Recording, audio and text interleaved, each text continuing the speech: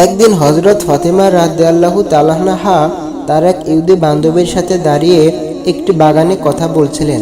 এমন সময় কয়েকজন লোক এসে সেই ইহুদি মেয়েটাকে বললেন, আপনার বাবা আপনাকে বাড়িতে যেতে বলছেন। তখন মেয়েটি সেই লোকগুলোর সাথে তার বাড়িতে চলে যায়। বাড়িতে যাওয়ার পর সেই মেয়েটির বাবা মেয়েটিকে বললেন, মা, আমি তোমার জন্য একটি ছেলে নির্বাচন করেছি। ইহুদি সম্প্রদায়ের এক শিল্পপতির ছেলে। তুমি কি এই বিয়েতে রাজি আছো? তখন মেয়েটি বলল, বাবা, এই উত্তরটি আমি কালকে দিব। আজকে রাতে আমাকে সময় দিন, আমি একটু ভেবে দেখি। মেয়েটির বাবা মেয়েটিকে সময় দিল। মেয়েটি তার বাবার কাছ থেকে সময় নিয়ে কোনো দিকে না তাকিয়ে এক দৌড়ে হযরত ফাতেমা রাদিয়াল্লাহু তাআলা আনহুর কাছে চলে আসলেন। মেয়েটি হযরত ফাতেমা রাদিয়াল্লাহু তাআলা আনহুর কাছে এসে বললেন, বোন, তোমার সাথে আমার দীর্ঘ 12 বছরের সম্পর্ক। এই দীর্ঘ সময়ে তুমি আমাকে কোনো পরামর্শ দাওনি। আশা করি আজকেও তুমি আমাকে কোনো ভুল পরামর্শ দেবে না। আমার জন্য আমার বাবা একজন ছেলে নির্বাচন করেছেন। ছেলেটি হচ্ছে ইহুদি সম্প্রদায়ের এক বিশাল শিল্পপতির ছেলে। সেই ছেলেটির সঙ্গে আমার বাবা বিয়ে দিতে চায়। তুমি বলো, এখন আমি কি করব? তখন হযরত ফাতেমা রাদিয়াল্লাহু তাআলা আনহা সেই মেয়েটির এই কথাগুলো শুনে বলল, হে বোন, যেহেতু তোমার বাবা ছেলেটির সঙ্গে তোমার বিয়ে ঠিক করেছে, তোমার বাবা চাইছে ছেলেটির সঙ্গে তোমার বিয়ে দিতে, সেহেতু তুমি বিয়েতে রাজি হয়ে যাও।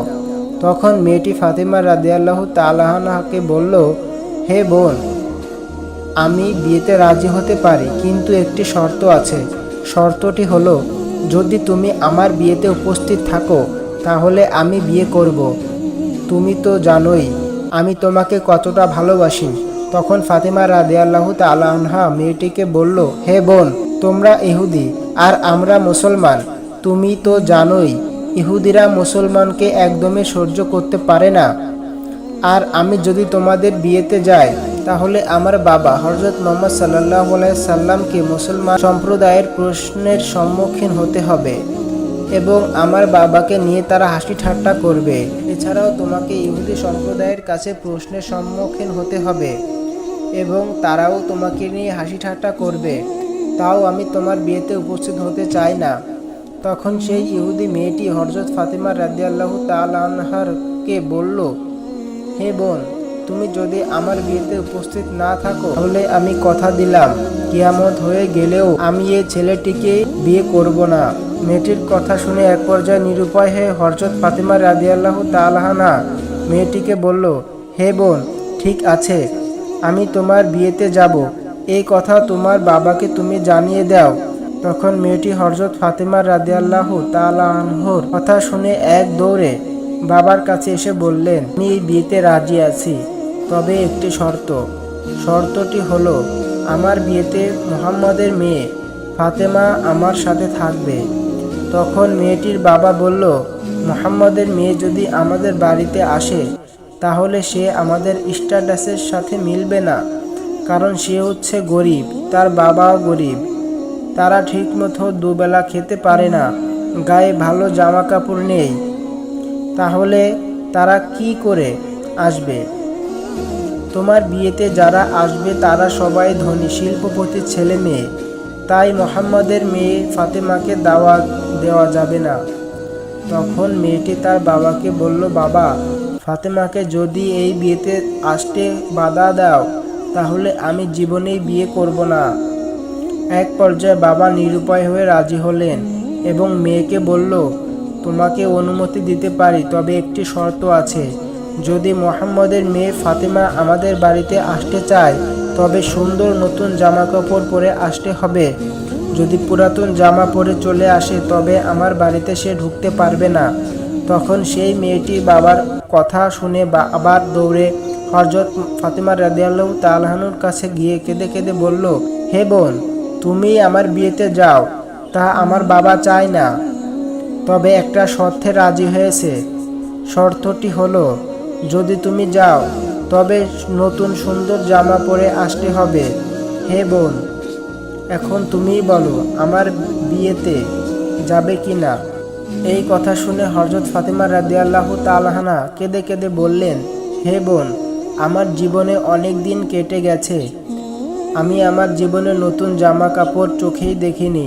দিনের পর দিন চলে গেছে, ঘরে আগুন জ্বলেনি। দিনের পর দিন চলে যায়, আমরা না খেয়ে থেকেছি। তখন মেয়েটি হযরত ফাতিমা রাদিয়াল্লাহু তাআলা আনহাকে বলল, হে বোন, তুমি যদি নিজের জবান দিয়ে বলো আমি নতুন জামা কাপড় পরে তোমার বিয়েতে যাব, তাহলে আমার বিশ্বাস তোমার সৃষ্টিকর্তা মহান আল্লাহ তাআলা তোমার জামা কাপড়ের ব্যবস্থা করে দিবেন। কারণ আমরা জানি তোমার সাথে তোমার রবের অনেক ভালো সম্পর্ক আছে। ফাতিমা রাদিয়াল্লাহু তাআলা আনহা এক সময় আবেগী হয়ে বললেন, ইনশাআল্লাহ আমি তোমার বিয়েতে যাব এবং পৃথিবীর সবচেয়ে দামি কাপড় পরিধান করে যাব ইনশাআল্লাহ। তখন সেই মেয়েটি দৌড়ে তার বাবার কাছে গিয়ে বলল, বাবা, ফাতেমা আমার বিয়েতে আসবে এবং সবার চেয়ে দামি কাপড় পরেই আসবে। তারপর বিয়ের দিন তারিখ ঠিক হলো। ফাতিমা রাদিয়াল্লাহু তাআলা আনহা চিন্তা করছেন, বিয়ের দিন কাছে চলে আসছে, আর আমি ওয়াদা করেছি বিয়ের দিন সেই বিয়ে বাড়িতে নতুন জামা কাপড় পরিধান করে যাব, কিন্তু আমার নতুন জামা কাপড় নেই। এই সব কথা চিন্তা করতে করতে হযরত ফাতিমা রাদিয়াল্লাহু তাআলা আনহা জায়নামাজ বিছিয়ে জায়নামাজে দাঁড়িয়ে গেলেন।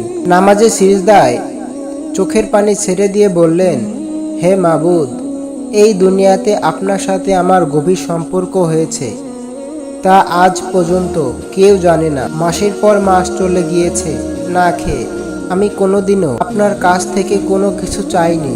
আজকে আমি আপনার কাছে নতুন একটা কাপড়ের আবদার করলাম। এই আবদার আমার যৌভিক বা দৈহিক চাহিদা পূরণ করার জন্য না। আমাকে এমন একটি জামা দান করুন যেটা পরে আমি আমার বান্ধবীর বিয়েতে যেতে পারবো এবং সব মেয়েরা যেন সেই জামার দিকে তাকিয়ে থাকে। আপনি কি আমাকে একটা নতুন জামা দান করবেন? এভাবে হযরত ফাতিমা রাদিয়াল্লাহু তাআলা আনহার চোখে পানি ছেড়ে দিয়ে কাঁদছিলেন।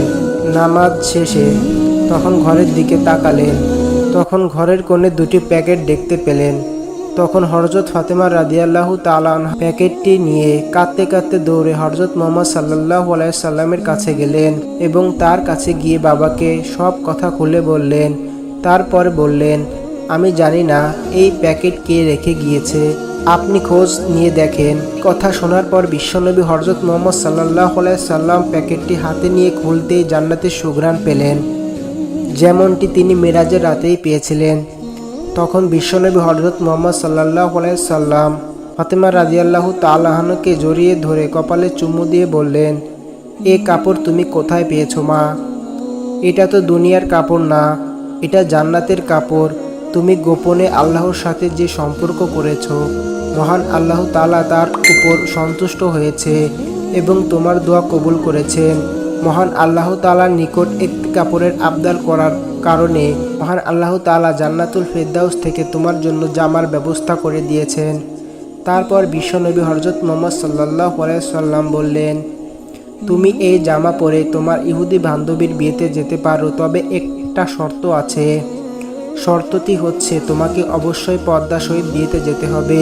যদি তুমি পর্দার সহিত বিয়েতে যেতে পারো তবেই সেই বিয়েতে যাবে, অথবা সেই বিয়েতে যেতে পারবে না।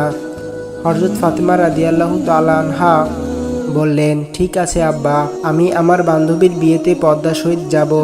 তখন হযরত ফাতিমা রাদিয়াল্লাহু তাআলা আনহা জান্নাতি পোশাক পরলেন। তখন সৌন্দর্য আরও বেড়ে গেল। সেই জামা পরে ফাতিমা রাদিয়াল্লাহু তাআলা আনহা যখন বিয়ে বাড়িতে প্রবেশ করলেন, তখন যেন সব কিছু আলোকিত হয়ে গেল। মহিলারা নববধূর দিক থেকে মুখ ফিরিয়ে হযরত ফাতিমা রাদিয়াল্লাহু তাআলা আনহার দিকে তাকিয়ে রইল। সবাই বলতে লাগলো, হে ফাতিমা, তুমি তো গরিব, তাহলে তুমি এমন দামি সুন্দর পোশাক কোথায় পেলে? আমরা তো এমন জামা জীবনেও দেখিনি। তখন হযরত ফাতিমা রাদিয়াল্লাহু তাআলা আনহা বললেন, আমি এটা বাজার থেকে কিনেছি। তখন মহিলারা বলল, এটা কোন বাজার, কোন দোকান থেকে কিনেছো? ফাতিমা রাদিয়াল্লাহু তাআলা আনহা বললেন, তোমরা সেই বাজার চিনবে না, সেই দোকান চিনবে না, এমনকি যে রাস্তা দিয়ে আমি যে বাজারে গিয়েছি সেই রাস্তাও তোমরা চিনবে না। তখন মহিলারা বলল, আমরা চিনব, তুমি শুধু একবার ঠিকানা বলো। ঠিকানা বলতে দেরি কিন্তু আমাদের সেই বাজারে চিনতে দেরি নাই। তখন হযরত ফাতেমা রাদিয়াল্লাহু তাআলা আনহা বলল, আমরা যে বাজারের দোকান থেকে এই জামা কিনেছি সেই দোকানে কোনো সাধারণ রাস্তা দিয়ে যাওয়া যায় না।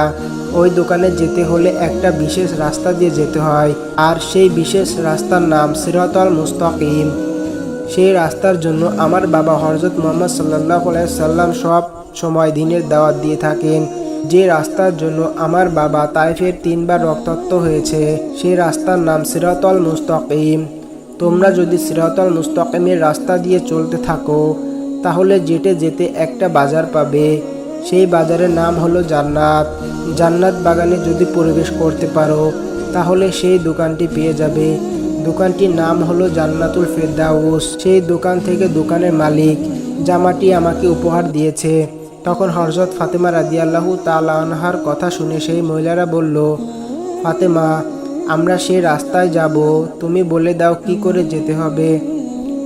সেখানে উপস্থিত অধিকাংশ মহিলারাই ফাতেমা রাদিয়াল্লাহু তাআলা আনহার গায়ে সুবন্ধনকারী সেই সুন্দর জামা দেখে এতটাই আবেগপ্রবল হয়ে পড়েছিলেন যে মহিলারা তা পাওয়ার জন্য জীবনও দিয়ে দিবে।